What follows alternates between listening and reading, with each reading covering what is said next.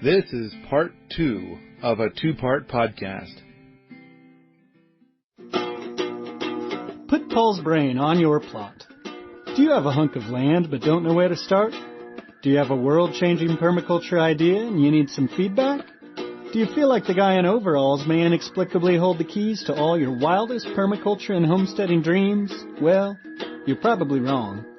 But if you want to give it a go anyway, you can hire Paul for a consultation. He will be all yours for a whole entire hour. Schedule your Paulversation today at permies.com/consult. permies.com/consult. So you touched on the cat houses. I think we have 2 really amazing cat houses, which the cats kind of like them sometimes and sometimes don't. But we made them so that a mama cat could have a warm place to have kittens, and it would be defensible. Mm-hmm. Do you want me to talk about the ones that are on up off the ground, or do you want me to talk about our new design, which is over at the lab? I like the ones that we have here. Those are really cool. Yeah. That are wood heated. Uh-huh. Yeah. So for those of you who don't know, we have cat houses. There's one in the library and there's one in the solarium. And there are 2 cool things about them. First off, they are up off the ground. So there's a way for a cat to jump up and stay away from danger. And then the second thing is that once it climbs up, it goes into the building. But the thing is, the cat house is sealed off from the inside of the building. And it's not sealed. It's not sealed off like there's no... Like a fish tank. Yeah, it's not impregnable, but you can slide glass out of the way. The door, you have to open a door, one of them. But the point is that the cats can benefit from the heat that's inside the building during the coldest times of the year. Or they can shelter themselves from predators no matter what time of year it is. Yeah. So it's up off the ground. And it's also, when it needs to be, it's going to be nice and warm for cats to be in there. Can I talk about the ones over at the lab? I like the sign on the one here that says... Yeah, there you go. Yeah. Please tap on the glass. But they both have glass, so you can see the cats in there. Mm-hmm. And but I always thought that they would be like, begging for attention or something, but they've never begged for attention when they're in there. No, because we're outside, we'll pet them. Yeah. That's so much better than.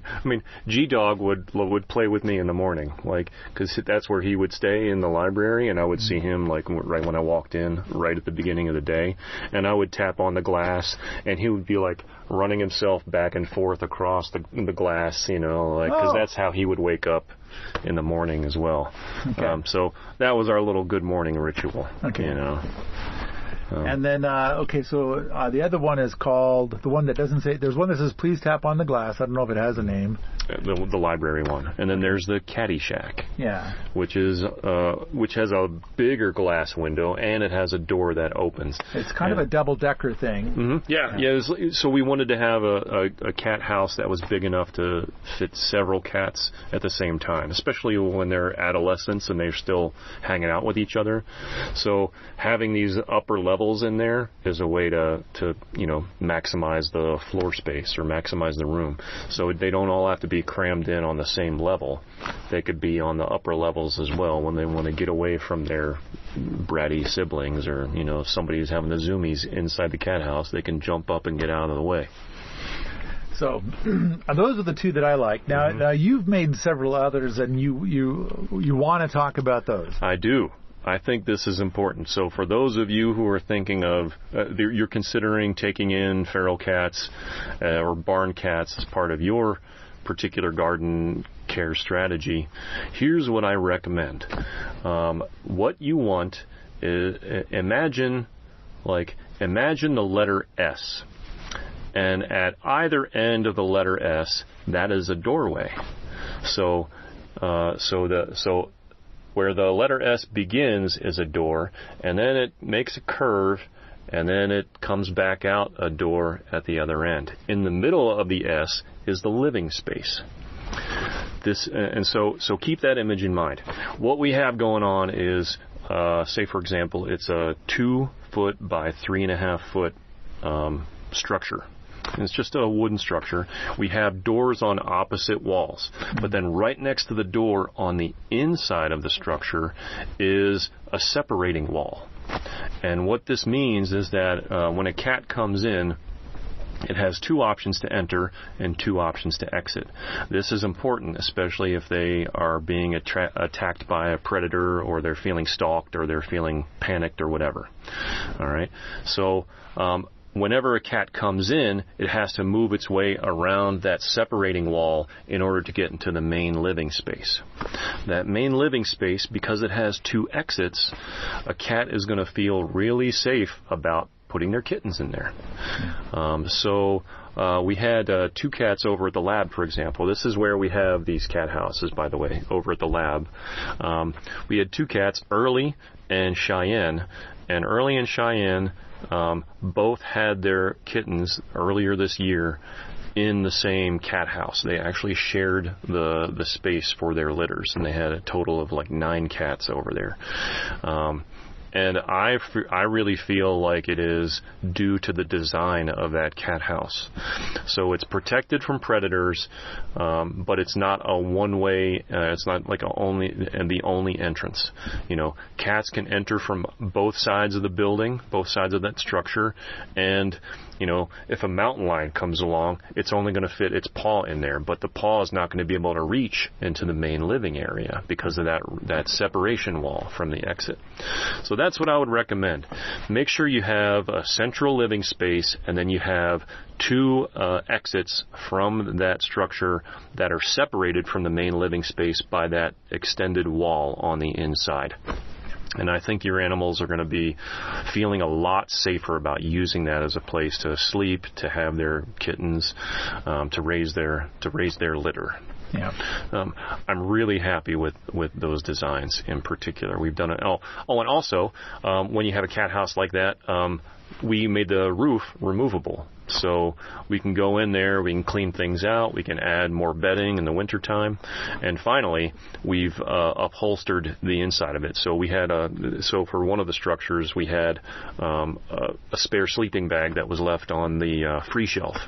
So we took something from the free shelf, we snipped it up and basically fitted it to the walls. And that way, the interior of that cat house is insulated to keep them even warmer in the wintertime. So, yeah, I think it's a great design, and the most important thing is that the cats like it as well. The cats have shown us that they like that design a lot. So I'd say last year we had a moment when it was the most cats we had here that I think ever. We had I think 13. Yeah, here at base camp? Yeah, here at base camp. Mm-hmm. And a lot of kittens. And I know, I remember Des and Magdalene several times a day needed to go out and do what they called kitten bathing, where they would get 8 little kittens on their lap. Mm-hmm. This is what I need right now is kittens on my lap. And I know I would like to pick up a kitten, and people would be like, "Oh, look at the kitten," and I'd hold it up to my ear and say, "Here, take this one," and then I'd grab the next one, "Oh, this one's defective." And so, and you would carry them around in your overalls, like the front of your overalls. We've had people carry them around in the hoods of their jackets. Yeah. So. It was Fern. I remember Fern. Yep. Yeah. And, but yeah, I think I had 3 or 4 that would just ride around in my bibs.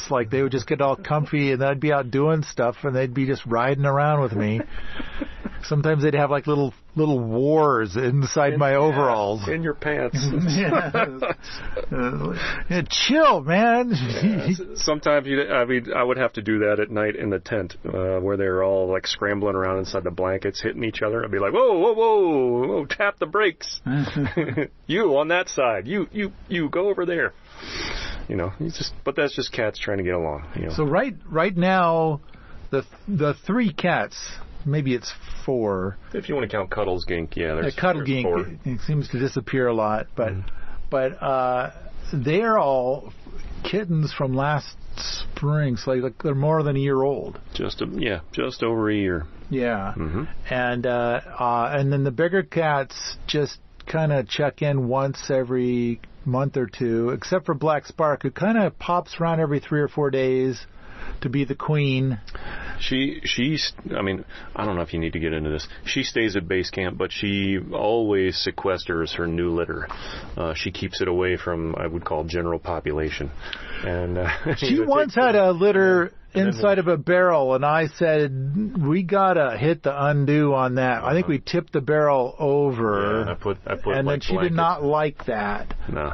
And it's like, I'm concerned that the carbon dioxide will build up in there and the kittens will die. And so, which maybe we should have just left it, but it was a long time till we even found where she had them. We knew she went from being very large to being quite trim, in a short span of time. It's like, oh, she's got them. We just don't know where they are. And we finally figured it out. Yeah. And I thought, that's, in a way, it's our fault. Because we made a space for cats to have kittens that seemed really safe, but it's... But it was a terrible idea. Yeah. And it looked good on paper. Black Spark doesn't understand that carbon dioxide is 50% heavier than air. And so, I thought, okay, we got to...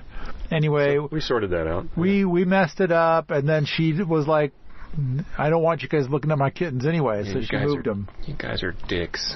Yeah. It screwed up a perfectly good, place there. So, all right. The big thing is that how we care for cats is very different. And some city people have been very frustrated I'll say with me, because I'm kind of like, we don't let them in the house. We don't let them in any of the buildings. Mm-hmm. We have had some people who have visited and they brought a cat with them, and they generally keep the cat in the cabin that they're in. Mm-hmm. We don't let them into the Fisher-Price house at all.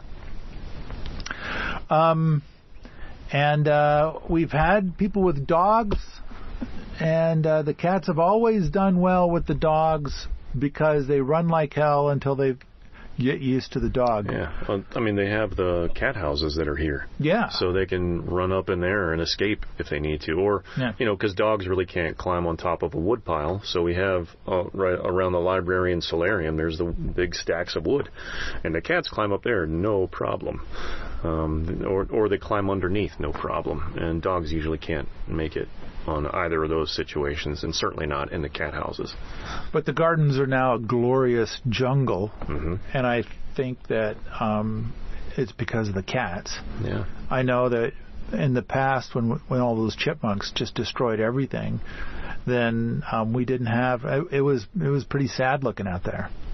And now it's glorious and beautiful and packed full of food. Yeah. Even the stuff where the deer can get at it. And so I am glad we have the cats.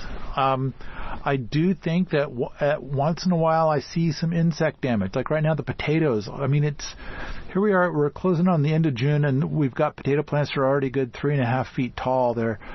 It's like I think that's one plant, and it's just crazy giant. Yeah. But we're seeing a lot of those.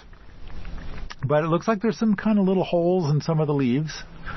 But and it's possible that if we didn't have the cats, then I don't know, other things would have eaten those bugs that made those little holes. Yeah, I made a big deal about the cats eating rodents and things like that, but cats will eat locusts or grasshoppers. They'll eat grasshoppers, no problem. They like to eat those white grubs that come out of firewood. Yeah. So if you have old firewood that still has the bark on it, and you split it and you get those grubs, cats will eat those. I mean, the young ones at least. They like the little bags of ice cream. The kittens that are like 4 or 5 months old, they love the grasshoppers. They seem to always have a grasshopper leg sticking out of their mouth. Mm-hmm. Sure. And so, and we don't see many grasshoppers anywhere near the house. I think it's because of the cats. Yep. But I do kind of think that there's smaller stuff that, like little lizards would have eaten or something, but the cats ate the little lizards. Here's another thing. And again, this is another theory of mine. When I first moved here years ago, I was terrified that I'd be running into snakes. I bought myself these tall snake boots, and now I only wear them when I visit Arizona. But yeah, because I learned very quickly, wow, there aren't any snakes around here at all. And I see garter snakes every once in a while, but I don't see anything that I would need my snake boots for, is my point. And I started to think about that. I was like, why in the world? I thought this is Montana. We're in the Rocky Mountains. We're supposed to be seeing like rattlesnakes and shit like that. What's the story? And I think it's because the cats that are here are eating all of the food that the snakes would otherwise eat. And secondly, cats will go after snakes. Cats will actually attack snakes. So if you have a problem with snakes, if you have a problem with reptiles, maybe investing in a cat system at your homestead, your garden, is the way to go to get rid of them, because the cats eat the same thing that a snake would eat, and that's something that makes sense to me, and I think that helps keep snakes, venomous snakes away from us, and it helps keep venomous snakes away from the rest of the animals that might be here. I think that we just happen to live in an area where there are no rattlesnakes. I keep hearing that they're further up in the mountains or whatever, in a more rural area than us. So, okay. Right. Yeah, that too. But, I mean, I've only seen garter snakes and a couple western skinks around here. I haven't seen anything bigger than that. I've seen the blue-tailed skinks a few times. Mm-hmm. Yeah. We have flying squirrels. I've seen those a couple times. Yeah, I still remember there was a video that was shot not too long ago. Clay picked one up off of a tent in the middle of the night. Something. Yeah, he's like, what the hell's that noise? And he's like, it's a flying squirrel. And that thing was like scared shitless, hanging on to that tent. He picks it up by the scruff of its neck and then tosses it away. He's like, yeah, flying squirrels. Yep. Rubber boa. We've seen rubber boa a couple of times. Wow. Okay. Yeah. They're they are what they are. They're like a short, fat snake. But yeah, garter snakes several times. I've seen some other lizards that are not the blue-tailed skink. True. Yeah, really, really tiny things. Yeah. But I guess my point in bringing this up at all was that, large reptiles are not going to be around because, again, the cats are eating the same thing that those large reptiles would need to eat to sustain themselves. And if the snake was like laying out on a rock after eating one of those things, then a cat would jump on it. It's like a cat's going to eat that thing up. Yeah, I don't think I've seen a snake here at base camp for many years, but and now that I think about it, it was probably back when we were just overrun with rodents that I saw snakes around. I did once see a snake and a lizard killing each other. Like it was fighting the hell out of each other. Yeah, it was a death battle. Wow. It was squirmy. They're trying to kill each other. It was a weird looking thing, and I just walked off. I didn't want to see the finish of that. So it's like, good luck. I'm gonna go away. But all right. They didn't need your advice anyway, Paul. That's true. Overall, I'm glad we have the cats. Bill Mollison is very anti-cat, extremely anti-cat. And I don't, but I also know that in Australia, apparently the cat population is way out of control. And so it could have something to do with that. Sure. Yeah. But here it's been great. And we, I'm hoping that we're developing some really strong homestead cat genetics. They're still feral. It's totally out of our control, but we're kind of trying to not interfere with that very much while simultaneously, trying to keep at least 3 of them around to help us with our rodent problems. And then sometimes they like to be pet and sometimes they don't. And it's like, okay. And then cats are kind of crazy, so there you go. I do think it would be nice if we got an orange cat to kind of help because we used to have orange cats here. Have some diversity in the mix. Yeah, the genetics have gotten to the point where everything's black, white, or gray. And it's like we got to add an orange cat in somewhere. Sure, but there could be one living out there, or eventually, an orange tabby is gonna wander on by like Choco does, and hop in line with the ladies. We just don't know. Yeah, no clue. I haven't seen any orange cats around. No. But it's like, oh well, it is what it is. And then I don't know, like Cuddle Gink's kind of like Cuddle Gink needs some therapy too in a different way. Cuddle Gink wants to be held worse than Felix, and when you start to pet Cuddle Gink, that's just not enough petting. And so Cuddle Gink will rub herself all over you while you're trying to pet her, because she needs 3 times more petting than you could possibly do. And I keep thinking about Cuddles Gink coming up to the tent, because she's one of the ones who would show up this past winter. And she would be squirming in there. Get in my armpit. Just settle down, will you? But I could yak about cats all the time. But yeah, man. Yeah. Cats like to be cuddled, but some of them like to be cuddled more than others. I guess that's Cuddle Gink is weird, but. Have you ever wondered whether a particular book was really good or just so-so, and if you could trust the reviews online? When it comes to books related to permaculture, Permies has a large list of reviews for over 100 books. Perhaps you're considering a book for yourself or a friend, or you're just curious about what's out there. Stop by permies.com/book and take a look at the book review grid and read some honest reviews, and hopefully you'll find the next book to add to your collection. And some of the cats are very standoffish, and some are not, and it's like that. What are you going to get with that's what it's going to be with feral cats. It is the way. I tried to befriend a scaredy cat, but that was just never going to happen. He was just one of the ones that was way too high strung in comparison to the other cats that are here right now. Yeah. He was like, I need my space because you guys are too big. And, but he was one of those ones who, very similar to Felix, he would be like, I want to be pet, but you're just so gigantic and I'm terrified of you. Yeah. So we know that he's still around. We saw him earlier this week, or it was late last week, that he was, he popped in through a window or whatever. We were like, oh, there he is. He's up on the hill. We could see him from there. And then he wandered off. He didn't sit. I don't think he wandered off. I think he sprinted off. Yeah. Because again, he was like, oh, they found me. I got to get the hell out of here. Run away, run away. Yeah. So, I feel really good about where we're at with cats right now. And we've had some people that are very upset with us, and it's like, oh well, be upset, I guess. But I think our system is really good, and I'm glad we're recording this podcast, because I think that because when you get the city people who come around and are like, that's wrong, then I think a person living in the country could possibly feel like what they're doing is wrong. And I want to say, well, I'm going to advocate that you do it this way. They're feral cats. They're barn cats. And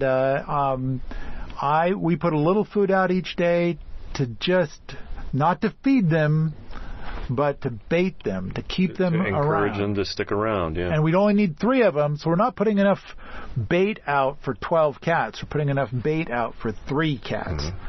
And so, and then of course I think it's lovely when there's kittens. They're just so cute and whatnot. But I think it's part of rural living is to have kittens around once in a while. But then I would say 9 out of 10 of the cats, I have no idea where they went. They're just not here anymore. And they might come back, they might not. Who knows? And okay, that's fine. They're feral. They get to do whatever the hell they want. And as long as we still have a few cats around here keeping our rodents under control, we're great. I also want to say that as much as I appreciate the animal system, I think that there's never going to be a shortage of cats here, simply because everybody who's here really likes hanging out with cats. Oh yeah. So it's like we'll do what we need to do to make sure cats stick around, and if that's like cuddling some of them, or like, building another cat house, or putting more blankets in the cat house or whatever, or sometimes people give us boot love, and there'll be a cat toy or a dog toy in there. So it's like everybody understands that cats are cool. Objectively speaking, cats are having barn cats here is just another system that we have. But it also just so happens that cats are fun animals to have around. And we like having them around. So just because we're humans, we're going to want to encourage cats to stick around anyway. I don't know if I'm articulating myself very well in that respect, but it's like the feeling is mutual, cats. You might be here because you're food motivated, but we like you here because not only do you protect our food, but you're cuddly and friendly, and people like to pick you up and stuff, and they like to hear you purr. Yeah. So it goes both ways. The feeling is mutual in a sense. I want to say, I guess one more time, I feel like I'm getting a little too repetitive, but don't listen to the city folk. I mean, they have a different set of goals. They have a different thing that they're doing. Mm-hmm. And, of course, they've been marketed to intensely by people who want to profit from them going and taking cats to the vets or whatever. And I kind of feel like if a cat needs to go to the vet, it sounds like it ain't going to make it. And or it'll get past whatever it is and be fine, or it'll be different. I was visiting a place in Oregon, I think it was last year, and they had a cat that was all messed up. And something happened to it, and it couldn't close its mouth. And so it just kind of drooled on everybody. And it's kind of like, okay. It's like shit happens. And then it's like people keep telling us we need to take the cat to the vet, but it's like, yeah, well. And so the cat was perfectly happy to get pet and drool on you. Yeah. I have known animals like a three-legged cat or a three-legged dog, for example. Yeah. Some of them were born that way. Some of them ended up that way. Yeah. For one reason or another. And I guess my point in bringing this up is that the animal gets by even in that circumstance. And in some cases, when Edna was born that way, she had 3 legs. She was missing a leg since birth. She didn't know she was supposed to have 4 legs. And she lived a perfectly happy, perfectly satisfied life. She was a house cat, so it was a different situation. But I guess my point is that animal's going to live its best life no matter what circumstances coming around. A lot of the cats fight for survival. A lot of the cats really get it, and they thrive, like Choco. Who knows what he's been through, what he's had to fight. Oh, jeez. He's living his best cat life, but then, there was a time I thought he was going to die. We thought he was missing an eye. He and G-Dog were fighting for like a week straight. They would take breaks. They were both bloodied. Yeah, their faces were all scratched up. Their ears were like hanging off or whatever. Like it was just, it was dreadful. Their faces were all jacked up. And now Choco's the big dog here. He's the man, and he doesn't feel any different. He's gonna, no matter how scarred up his neck and his face is, he's gonna live his best life. He's gonna do the cat thing no matter what. I think all of these animals are gonna do that. A lot of them, they want to live, and they're gonna do it. Yeah. Until they can't anymore, or until they don't. And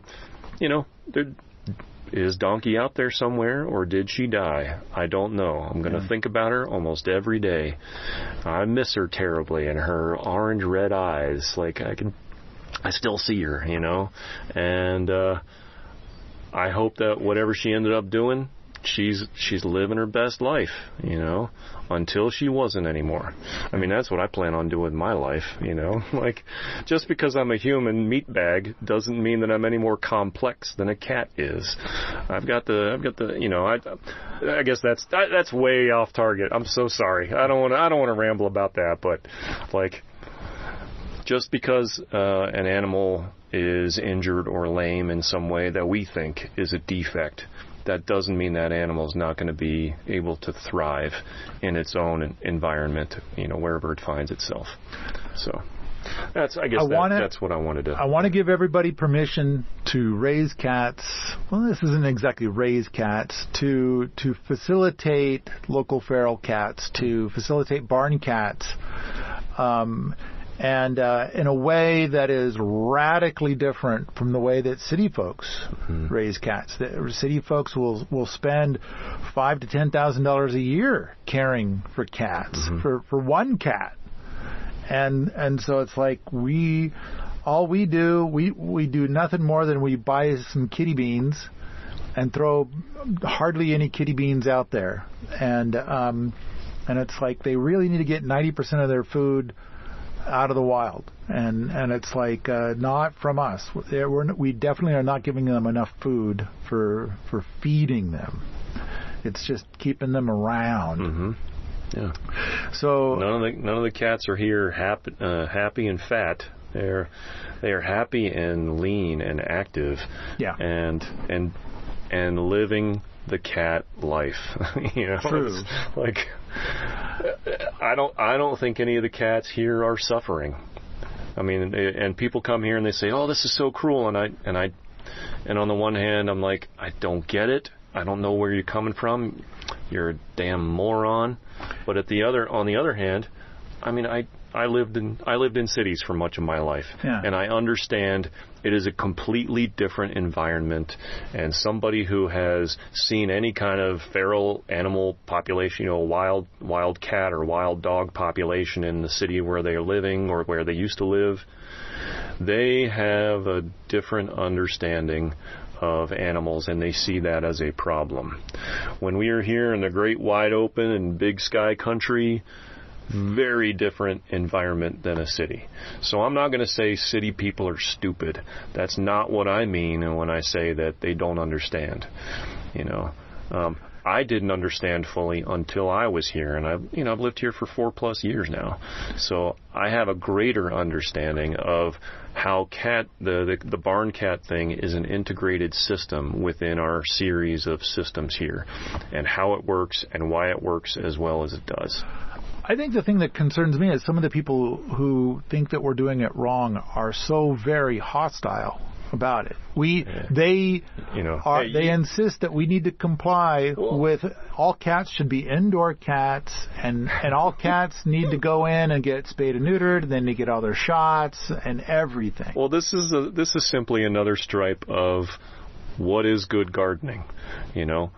Somebody who shows up here and says, "No, you're doing everything absolutely wrong. What the hell are you doing growing food on hills? What? How can you do that shit? And you got to stop everything." It's just another stripe of that Technicolor coat. I don't know, whatever. It's just a different way of looking at that same kind of person. Did I ever tell you about the time that there was a permaculture instructor here, and he kept me up past my bedtime? Oh, the nerve! To tell me how the hugelkulturs weren't going to last even 3 months. Well, and here we are. I kept telling him, like, the one you're pointing at right now is 3 years old. Oh boy! And but he was so adamant and so insistent, and he's looking out for me, and because he's an expert and I'm obviously a fool, and so and yet those same hugelkulturs that he pointed at, I'm going to guess. I know Fred was here. I think Fred had not been here very long, so it had to be 10 years ago. And so now these hugelkulturs are 12 years old. So I don't know, maybe it was 9 years ago. Must have been 9 years ago. Anyway, the thing is that these people, see our cats outdoors, and that's unacceptable. We have to be obedient to what they've been told is the way to take care of cats.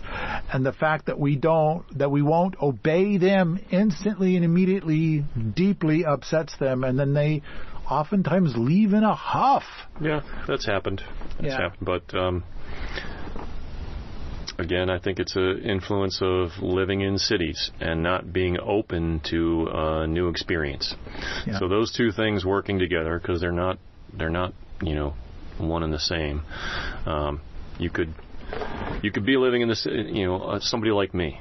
You could be living in the city for most of your adult life, and then all of a sudden you come out here and you're like, oh, what is this new system about? I need to learn about this.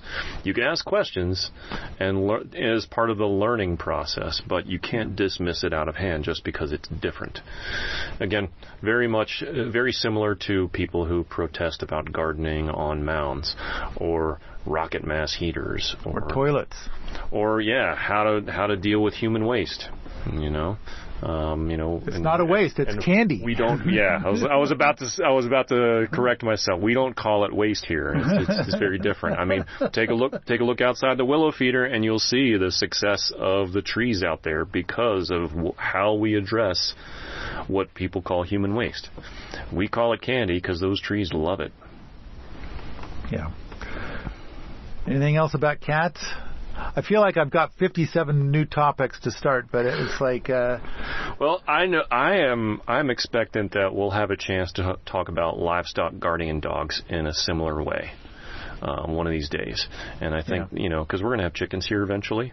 And I know that Samantha has kept animals and livestock guardian dogs quite a bit. And I would love to have her as part of that kind of conversation. So I think that livestock guardian dogs. Yeah. So, I mean, and I'm sure people feel the same way. It's like, wait, you can't pet them? What? It's almost, it's kind of. You can. It depends. Yeah, it depends on how you do it. That's what I mean. It's like it's a different system. It's not the dog that my closest relatives have a little French bulldog in their house, utterly, completely spoiled. And is loving every minute of its little doggy life, Very different than how you would be treating a livestock guardian dog. Yeah. At the same time, that livestock guardian dog is living its best life, doing its thing. I mean, it's been bred over a couple thousand years to be outside and herding other animals around. I mean, but again, that's part of that discussion. And I'd be real, and I've left out a handful of things that are weird about cats, because I do think, as much as I love and as much as I enjoy cats, I think they're creepy as hell. And that's the way I feel about it, man. And at the same time, it's like I think they're creepy as hell, and I let them sleep with me in the blankets at night in the tent because I really enjoy cats. I love having cats around.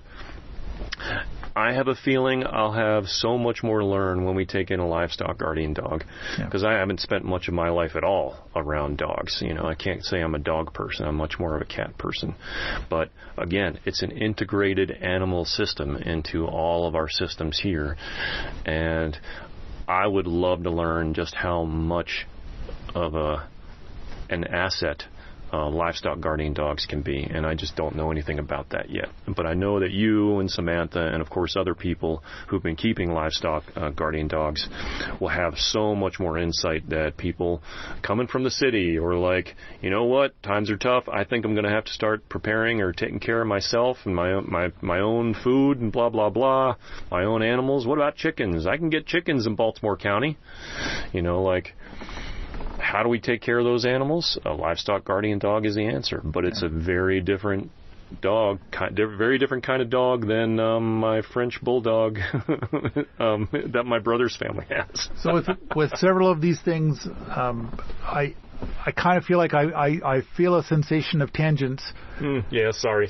And so I want to go off on a bunch of different tangents. I do think it's appropriate to say thank you to the guy that gave us an electric truck. Oh, sure. And it's a heavy hauler because Judy was sick, and we were dumping so much money into Judy and hardly getting any miles out of her. She was so unreliable. This new electric truck is very, Very reliable. It's brand spanking new. It had 6.9 miles on it when we picked it up. And we're kind of getting used to it. And we've had to do a couple of heavy hauler tasks. We got some more testing to do in the next couple of days, but this is not the time to talk about that. But I do want to say thank you to the guy that gave us this truck, and we're gonna hopefully put some videos out about it here really soon. Cool. Yeah. All right. So if you like this sort of thing, come on out to the forums at Permies.com, where we talk about feral cats, homesteading, and permaculture all the time.